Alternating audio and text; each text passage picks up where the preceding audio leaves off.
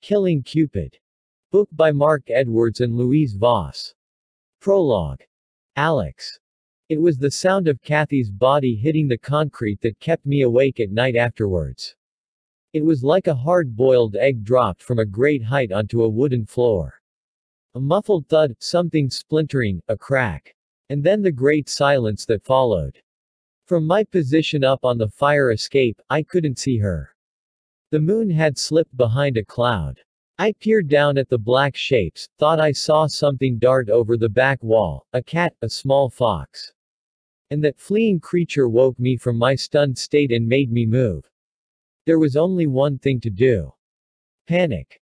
The metal steps were slippery from the rain that had fallen that afternoon, and as I walked backwards down the fire escape I slipped and banged my knee, scraping skin, hissing a curse that seemed to echo around me. With tears in my eyes I stood upright and looked out across London, at the jumble of shapes silhouetted on the horizon. The city looked different now.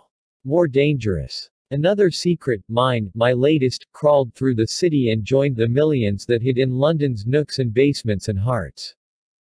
Back inside Kathy's flat, I tried to gather my thoughts and work out what needed to be done.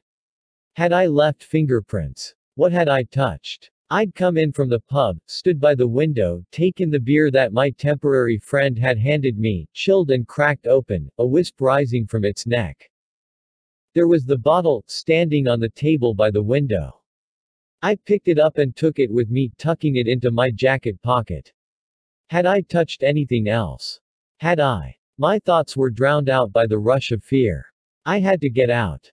Using my sleeve to cover my fingers, I opened the door of the flat and peered up and down the stairwell, leaving the light off. Surely the neighbors would hear my heart. I heard a noise through the wall and froze. Then, trying and failing to make myself weightless, I completed my journey down the steps, out into the night. I stopped by the gate. Her body was just around the corner.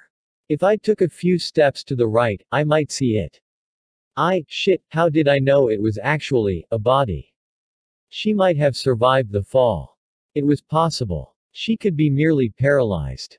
Merely. I had to check. Looking around again to make sure no one was coming, I dragged my heavy legs, I felt like I was wearing antique diving boots, to the corner of the house and peered around the corner.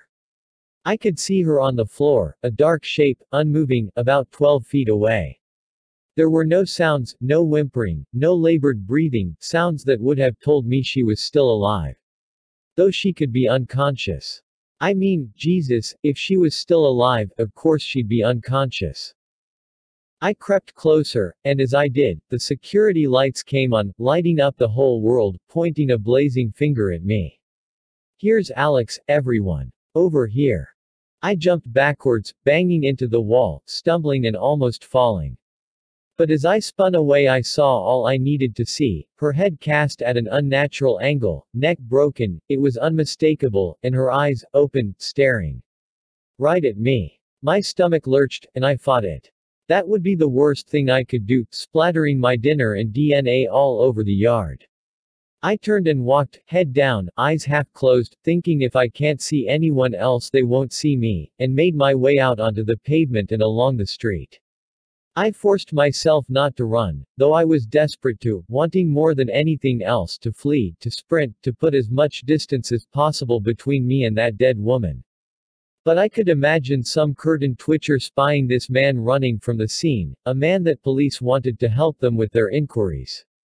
So I made myself walk calmly, just a bloke on his way home from the pub. I walked all the way home. When I got there, I shut my bedroom door behind me and tried to work out if I'd made any mistakes. And most importantly, I thought about how Siobhan would feel when she found out. Because that was what mattered to me most. Siobhan. My love. The woman I'd die for. The woman I'd kill for.